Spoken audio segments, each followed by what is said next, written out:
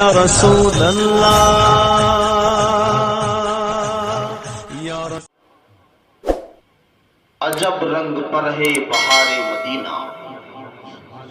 عجب رنگ پر ہے بہار مدینہ، کہ سب جنتیں ہیں نثار مدینہ۔ بنا آسماں منزل ابن مریم، بنا آسماں منزل ابن مریم، گئے لامکاں تاجدار مدینہ، گئے لامکاں تاجدار مدینہ۔ اور شب معراج کی باتیں کوئی کیا دوسرا جانے، شب معراج کی باتیں کوئی کیا دوسرا جانے، خدا کیا ہے نبی جانے، نبی کیا ہے خدا جانے، خدا کیا ہے نبی جانے، نبی کیا ہے خدا جانے۔ حضرات گرامی، اللہ تعالی قرآن مقدس میں ارشاد فرماتا ہے، سبحان الذی اسری بعبدہ لیلا من المسجد الحرام الى المسجد الاقصى الاقصى الذي باركنا حوله لنريه من آیاتنا انه هو السمیع البصیر۔ جس کا بالکل سلیس اور آسان ترجمہ یہ ہے کہ پاک ہے وہ ذات جو لے گئی اپنے مخصوص بندے کو رات کے مختصر سے حصے میں مسجد حرام سے اس مسجد اقصی تک، جس کے ارد گرد ہم نے برکتیں رکھی، تاکہ ہم دکھائیں اپنے مخصوص اور خاص بندے کو اپنے قدرت کے نشانات، اپنے قدرت کی نشانیاں۔ انہو ہوا السمیع البصیر، بے شک وہی سننے والا اور دیکھنے والا ہے۔ حضرات گرامی، اس آیت کریمہ پر آپ غور فرمائیں۔ یہ آیت کریمہ ہمارے اور آپ کے نبی علیہ السلام کے مقدس سفر کو بیان کرتی ہے، اور اس مقدس آیت میں اللہ تبارک و تعالی نے اپنے حبیب علیہ السلام کو جو عظیم الشان معجزہ عطا فرمایا ہے، اس عظیم الشان معجزہ کا تذکرہ اللہ تبارک و تعالی قدرت کی زبان میں فرماتا ہے کہ اللہ تبارک و تعالی ہر نقص سے پاک ہے، ہر عیب سے پاک ہے، ہر کمی سے پاک ہے، اور وہی تمام خوبیوں والا، تمام پاکیزگیوں والا، تمام طہارتوں اور نفاستوں والا، بے مثل و بے مثال اللہ تبارک و تعالی اپنے حبیب علیہ السلام کو معراج جیسے عظیم معجزے سے اور معراج جیسے عظیم تحفے سے مالا مال فرماتا ہے، جس کو اللہ تعالیٰ نے ارشاد فرمایا کہ میں نے اپنے حبیب کو مسجد حرام سے لے کر کے مسجد اقصی تک سیر کی عظیم صفت اور سیر کا عظیم الشان معجزہ عنایت فرمایا۔ حضرات گرامی، آپ ذہن کو ذرا قریب کیجئے، اس مقدس آیت کریمہ میں دو عظیم سفروں کا تذکرہ اللہ تبارک و تعالی ارشاد فرماتا ہے۔ ایک اپنے حبیب علیہ السلام کو مسجد حرام سے لے کر کے مسجد اقصی تک کے عظیم سفر سے نوازا، جس کو قرآن مقدس نے اسرا کے لفظ سے تعبیر فرمایا ہے۔ اسرا کے معنی ہوتے ہیں رات کے عالم میں بیداری کی حالت میں سیر کرنا، اور رات کے عالم میں بیداری کی حالت میں حضور پاک علیہ السلام مسجد حرام سے مسجد اقصی تک تشریف لے گئے۔ یہ سفر کا ایک حصہ اللہ تعالیٰ نے بیان فرمایا، اور جو سفر کا دوسرا حصہ احادیث متواترہ سے اور بہت سارے صحابہ کرام سے، بہت سارے تابعین اعظام سے، مروی روایات سے ثابت شدہ ہے، جو تمام احادیث حد تواتر کو پہنچتی ہیں، جس کی وجہ سے تمام امت مسلمہ کو آسمانی سفر کے متعلق جسم اور روح یقین کرنا واجب ہے جو حضور پاک علیہ الصلوۃ والسلام کے آسمانی سفر کا انکار کرے۔ تفسیرات احمدیہ میں ملا احمد جیون رحمت اللہ تعالی علیہ ارشاد فرماتے ہیں کہ جو آسمانی سفر کا انکار کرے اور اللہ تبارک و تعالیٰ کی بارگاہ میں مصطفیٰ علیہ السلام کے رسائی کا انکار کرے، وہ شخص گمراہ ہے اور خود گمراہ گر ہے۔ تو حضرات گرامی، ہم اور آپ اس پر عقیدہ رکھیں کہ اللہ تعالیٰ نے اپنے حبیب علیہ الصلوۃ والسلام کو مسجد حرام سے لے کر کے مسجد اقصیٰ تک سیر کی عظیم دولت سے نوازا، اور اس مسجد حرام سے لے کر کے مسجد اقصیٰ تک کے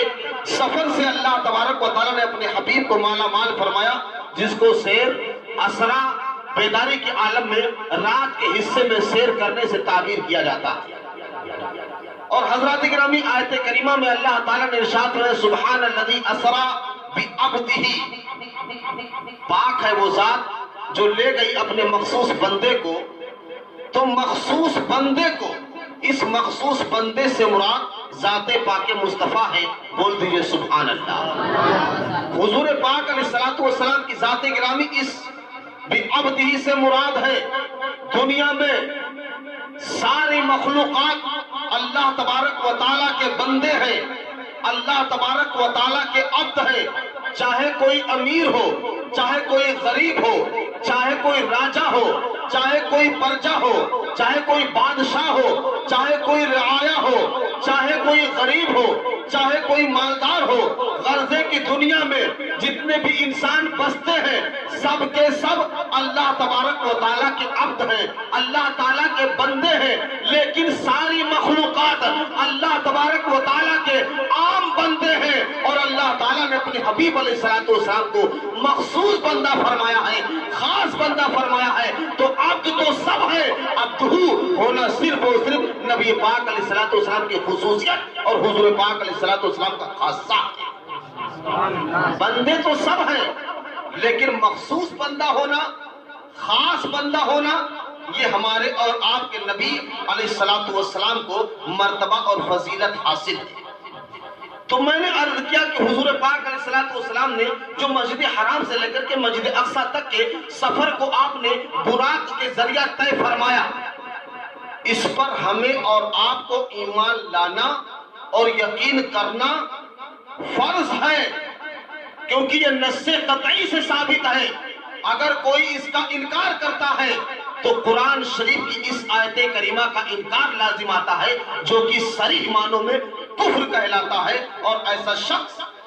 جو اس آیت کریمہ کا انکار کرے گا وہ دائرے اسلام سے باہر اور خارج ہو جائے گا۔ اور حضور پاک علیہ السلام جو مسجد اقصیٰ سے ساتوں آسمان، عرش و کرسی، سدرۃ المنتہا، اللہ کے حضور اللہ تبارک و تعالیٰ کو اپنے ماتھے کی نگاہوں سے ملاحظہ فرمائے، ایک کمان یا دو کمان کی مسافت اور فاصلہ رہا۔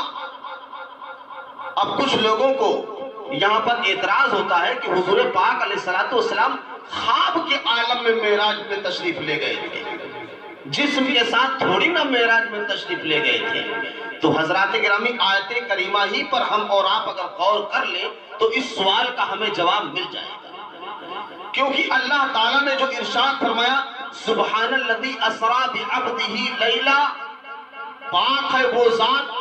جس نے اپنے مخصوص بندے کو رات کے مختصر سے حصے میں مسجد حرام سے لے کر کے مسجد اقصیٰ تک سیر اور سفر کی دولت سے نوازا۔ تو آیت کریمہ میں بھی عبد ہی اللہ تعالیٰ نے استعمال فرمایا۔ عبد کسے کہتے ہیں؟ بندہ کسے کہتے ہیں؟ جس کے پاس روح کے ساتھ جسم بھی موجود ہے، جس کے ساتھ جسم کے ساتھ روح بھی موجود ہو، تو روح مع الجسد کے مجموعے کو عبد کہا جاتا ہے۔ لہذا نبی پاک علیہ السلام جو معراج میں تشریف لے گئے، آسمان کی بلندیوں سے بھی آگے اللہ کے حضور، اللہ کے آمنے سامنے نظر آئے اور تشریف لے گئے، اپنے ماتھے کی نگاہ سے، سر کی آنکھوں سے اللہ تعالیٰ کو جو دیدار کیا، مصطفیٰ کریم کریم علیہ السلام نے صرف اور صرف جسم ہی کے ساتھ نہیں، روح ہی کے ساتھ نہیں، بلکہ جسم اور روح دونوں کے ساتھ مصطفیٰ کریم علیہ السلام نے اللہ تبارک و تعالیٰ کا دیدار، اللہ تعالیٰ کی زیارت کا شرف حاصل کیا۔ تو روح اور جسم دونوں کے ساتھ آپ معراج میں تشریف لے گئے، خواب ہی میں نہیں۔ خواب میں دیکھنا ہوتا تو اتنی دور سفر کرنے کی کیا ضرورت تھی؟ حضرت امام اعظم ابو حنیفہ رحمت اللہ تعالی علیہ نے خواب کے عالم میں اللہ تبارک و تعالیٰ کو 100 دفعہ ملاحظہ فرمایا، اور اللہ تبارک و تعالیٰ کو 100 مرتبہ خواب کے عالم میں دیکھا۔ تو حضور پاک علیہ السلام خواب کے عالم میں دیکھیں تو حضور کی کون سی خصوصیت ہو جائے گی؟ خاصہ کسے کہتے ہیں؟ خصوصیت کسے کہتے ہیں؟ وہ مخصوص چیز جو اوروں میں نہ پائی جائے۔ تو خواب کے عالم میں تو حضرت امام اعظم ابو حنیفہ نے اللہ تعالیٰ کو دیکھا، اور بہت سارے عظیم ہستیوں نے اللہ تعالیٰ کو خواب کے عالم میں دیکھا۔ اگر حضور خواب کے عالم میں اللہ تعالیٰ کو دیکھتے تو حضور کی کیا خصوصیت تھی؟ اور لوگ بھی تو اللہ تعالیٰ کو خواب کے عالم میں دیکھ چکے ہیں، لہٰذا بھی عبدی سے ہمیں اطمینان اور تسلی حاصل ہوتی ہے کہ مصطفیٰ کریم علیہ السلام جو معراج میں تشریف لے گئے، صرف خواب ہی میں نہیں بلکہ بیداری کے عالم میں جسم اور روح دونوں کے ساتھ حضور پاک علیہ السلام معراج میں تشریف لے گئے اور اپنے رب کو آمنے سامنے ملاحظہ فرمایا۔ یہ حضور کی خصوصیت ہے، یہ حضور کی خاصیت ہے، یہ حضور کا خاصہ ہے، کیونکہ اور لوگوں میں یہ خصوصیت نظر نہیں آتی ہے کہ انہوں نے اللہ تبارک و تعالیٰ کو بیداری کے عالم میں جسم اور روح دونوں کے ساتھ ساتھ ملاحظہ کیا ہو۔ ایسا کسی اور کو شرف حاصل نہ ہوا، صرف اور صرف آقا کائنات علیہ السلام کی یہ خصوصیت ہے کہ روئے زمین پر چاہے وہ انسان ہو، چاہے وہ جنات ہو، چاہے کوئی فرشتہ ہو، اگر آمنے سامنے اللہ تعالیٰ کو دیدار کرنے کا شرف اگر کسی عظیم ہستی کو حاصل ہوا ہے تو وہ صرف اور صرف ہمارے اور آپ کے نبی علیہ السلام ہیں، جنہوں نے بیداری کے عالم میں اللہ تبارک و تعالیٰ کو اپنے سر کی آنکھ سے بالکل آمنے سامنے ملاحظہ فرمایا۔ حضرات گرامی، آپ ذہن کو ذرا قریب کیجئے۔ آقا کائنات علیہ السلام جب معراج میں تشریف لے گئے اور آپ آ کر کے حضرت ام ہانی رضی اللہ تعالی عنہ کے گھر، جہاں سے آپ معراج شروع کیے تھے، وہاں پر جب آپ جلوہ افروز ہوئے تو رات کا تھوڑا حصہ باقی تھا۔ آقا کائنات علیہ السلام نے استراحت فرمایا، اور نماز فجر کے بعد حضور پاک علیہ السلام چاشت کے وقت جب سورج نکل کر کے 20 منٹ زیادہ ہو جاتا ہے تو اس وقت آقا کائنات علیہ السلام خانہ کعبہ میں تشریف لے گئے اور آپ نے اعلان فرمایا، اور معراج کے پورے واقعے کو رسول پاک علیہ السلام نے بیان فرمایا۔ جب حضور پاک علیہ السلام نے معراج کے واقعے کو بیان فرمایا کہ رات کے مختصر سے حصے میں براق کے ذریعہ میں نے مسجد حرام سے مسجد اقصی تک کے سفر کو طے کیا، اور مسجد اقصی سے لے کر کے پہلے آسمان تک نور کی سیڑھیوں کے ذریعہ میں نے سفر کو طے کیا، اور ایک آسمان سے لے کر کے 7واں آسمان تک فرشتوں کے بازوؤں پر میں نے سفر طے کیا، اور 7ویں آسمان سے لے کر کے سدرۃ المنتہا تک حضرت جبریل امین علیہ السلام کے بازوؤں پر سفر طے کیا، اور سدرۃ المنتہا سے لے کر کے عرش اعظم تک رف رف کے ذریعہ میں نے سفر طے کیا، اور اللہ تبارک و تعالیٰ کے حضور 70,000 حجابات کے آر پار میں رسائی حاصل کیا، میں پہنچا اور اللہ تبارک و تعالیٰ کا دیدار کیا، اللہ تعالیٰ کی زیارت کیا، اور اسی مختصر سے رات کے حصے میں معراج شریف کی برکت اور فضیلت حاصل کر کے واپس بھی آ گیا۔ جب آپ نے یہ اعلان فرمایا تو کفار مکہ کے درمیان ایک ہلچل سی مچ گئی، بہت سارے نو مسلم جو ہوئے تھے، کمزور ایمان والے جو ہوئے تھے، وہ مرتد ہو گئے تھے، اسلام سے پھر گئے تھے کہ حضور پاک علیہ السلام کی یہ بات سمجھ میں نہیں آتی ہے، عقل میں نہیں آتی ہے۔ تو اللہ تعالیٰ نے آیت کریمہ کریمہ نازل فرما دی، سبحان الذی اسرا بعبدہ لیلا من المسجد الحرام الى المسجد الاقصى الذي بارکنا حولہ لنریہ من آیاتنا انہ هو السمیع البصیر، کی پاک ہے وہ ذات جو لے گئی اپنے مخصوص بندے کو رات کے مختصر سے حصے میں مسجد حرام سے لے کر کے مسجد اقصی تک، اس مسجد اقصی تک جس کے ارد گرد اللہ تعالیٰ نے برکتیں رکھی ہیں، تاکہ ہم اپنے مخصوص بندے کو اپنے قدرت کے نشانات دکھائیں، اپنے قدرت کی نشانیاں دکھائیں۔ بے شک وہ سنتا اور دیکھتا ہے۔ اللہ تعالیٰ نے اس آیت کریمہ میں بتایا ہے کہ اے اعتراض کرنے والوں، میرے مصطفیٰ کریم کے معراج پر اعتراض کرنے سے پہلے ذرا سنبھل جانا۔ میرے حبیب نے جو معراج کے سفر کو طے کیا ہے، اس سفر کی نسبت اپنی طرف میرے حبیب نے نہیں کی ہے کہ میں نے حرم شریف سے لے کر کے بیت المقدس تک، بیت المقدس سے لے کر کے ساتوں آسمان لامکان، اور پھر اس کے بعد مقام قابہ قوسین اللہ کے حضور معراج میں تشریف لے گیا۔ اس سفر کی نسبت اللہ تعالیٰ نے، اس سفر کی نسبت آقائے کائنات علیہ السلام نے اپنی جانب نہیں کی ہے، بلکہ مصطفیٰ کریم علیہ السلام یہ فرماتے رہے کہ اللہ تعالیٰ مجھے معراج عطا فرمایا، مجھے معراج میں اللہ تعالیٰ لے گیا، معراج جیسے عظیم سفر سے میرے رب نے مجھے نوازا۔ تو حضرات گرامی، اللہ تعالیٰ نے جواب دے دیا کہ اے اعتراض کرنے والوں، میرے حبیب نے معراج کی سفر کو اپنی طرف منسوب نہیں کیا ہے، بلکہ معراج کرانے والا میں وحدہ لا شریک ہوں، اور ہر ممکن چیز پر میں قادر مطلق ہوں۔ میرے حبیب نے خود سے یہ سفر طے نہیں کیا ہے، بلکہ اس سفر کا کرانے والا میں قادر مطلق ہوں۔ میں اپنے حبیب کو معراج کرایا اور عرش و کرسی اور اپنے دیدار سے نوازا، میں نے یہ سفر کرایا ہے۔ اعتراض مت کریے، بلکہ اللہ نے یہ سفر کرایا ہے، تو اللہ تبارک و تعالیٰ کی کوئی قدرت کمزور نہیں ہو سکتی ہے، اللہ تبارک و تعالیٰ کا کوئی کمال قابل اعتراض نہیں ہو سکتا ہے۔ اللہ نے کرایا ہے، لہٰذا اللہ نے کرایا۔ مصطفیٰ کریم علیہ السلام نے یہ عظیم سفر سے اپنے آپ کو مشرف اور بابرکت فرمایا۔ تو حضرات گرامی، آقائے کائنات علیہ السلام نے اس سفر کی نسبت اپنی جانب نہیں کی، بلکہ اللہ تعالیٰ نے یہ سفر کرایا، جو کہ ہر کمزوری سے پاک ہے، ہر نقص سے پاک ہے، ہر عیب سے پاک ہے، تمام صفات کمالیہ کا جامع ہے۔ معراج شریف اپنے حبیب کو کرانے والا اللہ تعالیٰ ہے، لہذا مصطفیٰ کریم علیہ السلام کی ذات گرامی پر کوئی اعتراض وارد نہیں ہو سکتا۔ اور حضرات گرامی،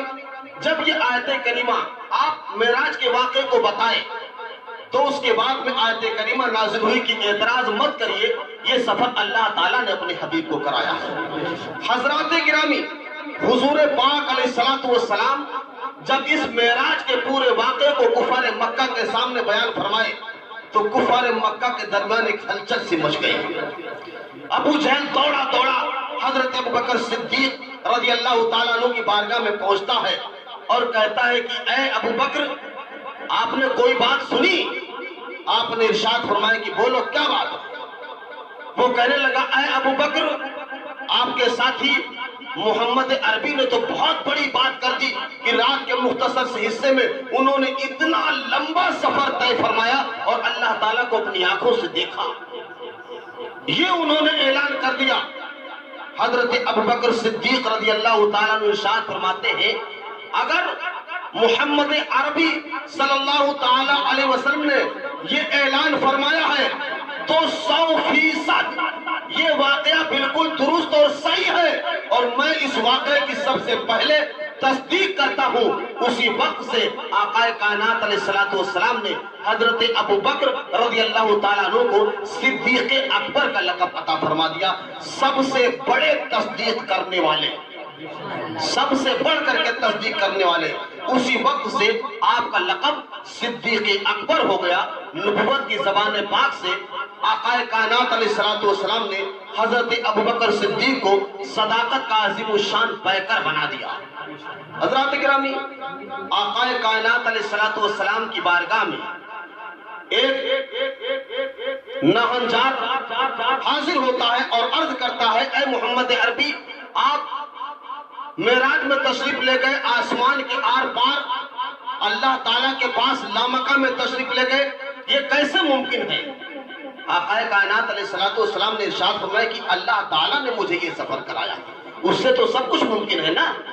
معراج کا سفر کرانے والا اللہ ہے، اس سے سب کچھ ممکن ہے۔ وہ کہنے لگا آپ کھڑے ہو جائیے۔ حضور پاک علیہ الصلوۃ والسلام مکمل وقار نبوت کے ساتھ آپ قیام کی حالت میں ہوئے۔ وہ شخص کہتا ہے کہ ایک پاؤں آپ اٹھا لیجئے۔ حضور پاک علیہ الصلوۃ والسلام نے ایک پاؤں کو اٹھایا، اس کے بعد میں وہ کہنے لگا کہ دوسرے پاؤں کو اٹھائیے۔ حضور پاک علیہ الصلوۃ والسلام نے ارشاد فرمایا کہ اے نادان، اگر دوسرا پاؤں میں اٹھا لوں گا تو زمین پر تشریف لے آؤں گا، یہ کیسی بات کرتے ہو؟ وہ کہنے لگا کہ جب آپ دونوں پاؤں زمین سے نہیں اٹھا سکتے ہیں تو آسمان کے بلندیوں پر آپ کیسے جا سکتے ہیں؟ یہ بات سمجھ سے بالا تر ہے۔ حضرات گرامی، حضرت علی مرتضی رضی اللہ تعالیٰ عنہ کے پاس نبی پاک علیہ الصلوۃ والسلام نے اس شخص کو بھیجا، جاؤ میرے چہیتے صحابی حضرت علی مرتضی سے تمہیں اس کا جواب مل جائے گا۔ وہ شخص مسجد سے نکلتا ہے، بھاگا علی مرتضی کی بارگاہ میں جاتا ہے اور عرض کرتا ہے کہ آپ کے ساتھی محمد عربی معراج کی اتنی بلندیوں پر کیسے تشریف لے گئے؟ یہ عقل سے بالغ تر بات ہے۔ اور حضور نے فرمایا ہے جا کر کے اس مسئلے کا حل علی مرتضی سے دریافت کر لو۔ حضرت علی رضی اللہ تعالیٰ عنہ نیام سے تلوار نکالتے ہیں اور اس گستاخ رسول کے سر کو تن سے جدا کر دیتے ہیں۔ لوگوں میں چیمی گوئیاں شروع ہو جاتی ہے کہ علی نے ایک معراج کے بارے میں سوال کرنے والے کو قتل کر دیا۔ حضرت علی مرتضی مصطفیٰ کریم کی بارگاہ میں حاضر ہوتے ہیں اور عرض کرتے ہیں یا رسول اللہ، میں نے کسی اور شخص کا قتل نہیں کیا ہے، وہ جو آپ پر اعتراض کر رہا تھا وہ سمجھنے کے لیے اعتراض نہیں کر رہا تھا، بلکہ وہ آپ کی توہین کرنے کے لیے، آپ کی گستاخی کرنے کے لیے، آپ کی بارگاہ میں پھوہڑ اور بیہودہ کلمات بکنے کے لیے کر رہا تھا۔ لہٰذا میری خیرت ایمانی یہ بات گوارا نہ کر سکی کہ آقا کائنات علیہ الصلوۃ والسلام کی کوئی توہین کرے، آپ کی بارگاہ میں کوئی گستاخی کرے، آپ کا کوئی مذاق اڑائے۔ اس لیے میری ایمانی خیرت نے اس کے سر کو تن سے جدا کرنے پر رضامند ہو گئی، اس وجہ سے میں نے اس کا سر تن سے جدا کر دیا۔ حضرت علی مرتضی رضی اللہ تعالی عنہ نے ارشاد فرمایا کہ وہ شخص پوچھ رہا تھا معراج کا اتنا لمبا سفر کیسے طے ہوا، تو اس کا جواب میں اسی وقت دے دیتا۔ اس کا جواب یہ ہے کہ یہ معراج حضور پاک علیہ الصلوۃ والسلام نے اپنی طرف سے نہیں کیا ہے، بلکہ معراج اللہ تبارک و تعالیٰ نے خود اپنے حبیب کو کرایا ہے اور اس کے لیے سب کچھ ممکن ہے۔ اور وہ معراج جیسا سفر تو کیا، ایسے کروڑوں اربوں خربوں عجیب و غریب چیزیں سب کچھ اللہ تبارک و تعالیٰ اپنے حبیب کو عطا فرماتا ہے اور عطا فرمانے پر قادر ہے۔ یہ معراج کیا بڑی چیز ہے، معراج سے بھی عجیب و غریب بات اگر حضور پاک علیہ الصلوۃ والسلام ارشاد فرمائے تو وہ ایسے صادق و امین ہے کہ جو کچھ ان کے زبان فیض ترجمہ سے نکلتا ہے در حقیقت وہ اپنی مرضی سے کچھ نہیں فرماتے ہیں، وہ سب اللہ تبارک و تعالیٰ کا پیغام، اللہ تعالیٰ کی وحی، اللہ تعالیٰ کی منشا، اللہ تعالیٰ کی مرضی سے فرمایا کرتے ہیں۔ حضرات گرامی، حضور پاک علیہ الصلوۃ والسلام معراج کے عظیم سفر سے مالا مال کیے گئے اور بہت کچھ اللہ تعالیٰ نے آپ کو عطا فرمایا۔ حضور پاک علیہ الصلوۃ والسلام نے اس سفر میں جنت کو ملاحظہ فرمایا، دوزخ کا مشاہدہ فرمایا۔ آقا کائنات علیہ الصلوۃ والسلام کو اللہ تبارک و تعالیٰ نے معراج کی شب خصوصیت کے ساتھ 3 تحفوں سے نوازا اور بہت سارے تحفے اللہ تعالیٰ نے اپنے حبیب کو عطا فرمائے، لیکن 3 عظیم الشان تحفے خصوصیت کے ساتھ اللہ تعالیٰ نے اپنے حبیب کو عطا فرمایا۔ سب سے پہلی مخصوص ہدیہ اور تحفہ حضور پاک علیہ الصلوۃ والسلام کو جو حاصل ہوا وہ یہ کہ حضور پاک علیہ الصلوۃ والسلام کو اللہ تعالیٰ نے سورہ بقرہ شریف کی آخری چند آیتوں کو عطا فرمایا کہ اس سے پہلے اور رسولوں اور نبیوں کو اتنی عظیم دولت اللہ تعالیٰ نے نہیں عطا فرمائی۔ یہ حضور پاک علیہ الصلوۃ والسلام کے لیے مخصوص تحفہ اور آپ کی امت کے لیے مخصوص یہ ہدیہ ہے جو کہ صرف اور صرف امت محمدیہ کو دستیاب ہوا ہے، حاصل ہوا ہے، ملا ہے۔ اس سے پہلے کسی اور کو اور کسی اور امتیوں کو یہ عظیم تحفہ نہیں مل سکا، امت محمدیہ کو صرف مخصوص طور پر ملا۔ اور دوسرا عظیم تحفہ، اللہ تعالیٰ نے اپنے حبیب علیہ السلام کو 50 وقت کی نمازیں عطا فرمائی، جو کہ حضرت موسیٰ کلیم اللہ علیہ السلام کے بار بار اصرار پر حضور پاک علیہ السلام 9 مرتبہ تشریف لے گئے۔ 45 وقت کی نمازیں معاف کر دی گئی، 5 وقت کی نمازیں رہ گئی۔ اللہ تبارک و تعالی نے ارشاد فرمایا کہ اے حبیب، آپ کی امت اگر خلوص کے ساتھ، للہیت کے ساتھ اپنے رسول کی پیروی کرتے ہوئے اللہ تعالیٰ کو راضی اور خوش کرنے کی نیت سے صرف 5 وقت کی نماز ایمانداری سے ادا کرے گی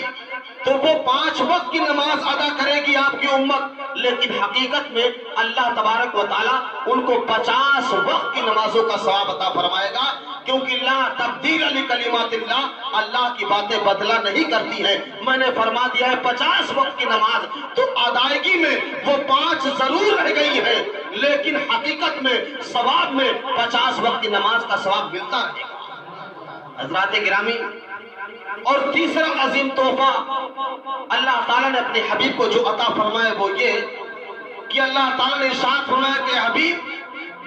آپ کی امت میں سے شرک اور کفر آپ کی امت نہ کرے۔ آپ کی امت میں سے جو شخص شرک اور کفر سے محفوظ رہے گا، میری رحمت کے لیے یہ لازم ہے کہ میں اس کو جنت الفردوس میں داخل فرماؤں گا۔ شرک اور کفر سے صرف بچو، نماز کی پابندی کرتے رہے، ارکان اسلام پر عمل کرتے رہے، لیکن اللہ تعالیٰ نے جو تحفہ عطا فرمایا اس کا مفہوم ملاحظہ فرمائے۔ اللہ تعالیٰ نے ارشاد فرمایا کہ حبیب، جو شرک اور کفر سے بچے گا، میری رحمت کے لیے یہ ضروری ہے کہ میں ایسے شخص کو جنت الفردوس میں داخل کروں گا۔ تو مومن مسلمان شرک اور کفر نہ کرے، گناہوں سے بچے، یہ توفیق الہی ہے، لیکن اگر وہ کتنا بڑا مجرم اور پاپی اور گنہگار اور خاطی اور عاصی ہو، لیکن شرک اور کفر سے اگر بچ رہا ہے تو اللہ تعالیٰ کے فرمان کے مطابق یہ مفہوم ہمیں سمجھ میں آتا ہے کہ اللہ تعالیٰ نے ارشاد فرمایا کہ ایسے ایماندار اور مسلمان گنہگار بندے کو میرے رحمت کے لیے لازم ہے کہ میں اس کو بھی جنت الفردوس میں داخل فرماؤں گا۔ تو حضرات گرامی، یا آقا کائنات علیہ السلام کے لیے مخصوص 3 تحفے اللہ تعالیٰ نے اپنے حبیب کو عطا فرمایا، اور حضور پاک علیہ السلام ہم امتیوں کے لیے یہ عظیم تحفے لے کر کے تشریف لائے اور ہمیں اور آپ کو عطا فرمائے۔ یہ عظیم تحفے معراج کے تحفے ہیں جو اللہ تعالیٰ نے اپنے حبیب کو آسمان کی بلندیوں پر عطا فرمایا ہے۔ لہٰذا اگر کوئی شخص ان عظیم تحفوں کی پاسبانی کرے گا، ان کی تلاوت کرے گا، ان کی ادائیگی کرے گا، حضور علیہ السلام کے فرمان کے مطابق وہ شخص بھی اللہ تعالیٰ کے رحم و کرم سے بلند کر دیا جائے گا، ترقی والا بنا دیا جائے گا، مرتبے اور منصب کے لائق قرار دے دیا جائے گا۔ تو یہ بلندی کی عبادتیں ہیں، بلندی کے تحفے ہیں۔ اگر ہم اور آپ اس کو پابندی کے ساتھ ادا کرتے ہیں تو انشاءاللہ ان عظیم تحفوں کی برکت سے اللہ تعالی ہمیں اور آپ کو بھی بلندی عطا فرمائے گا انشاءاللہ عز و جل۔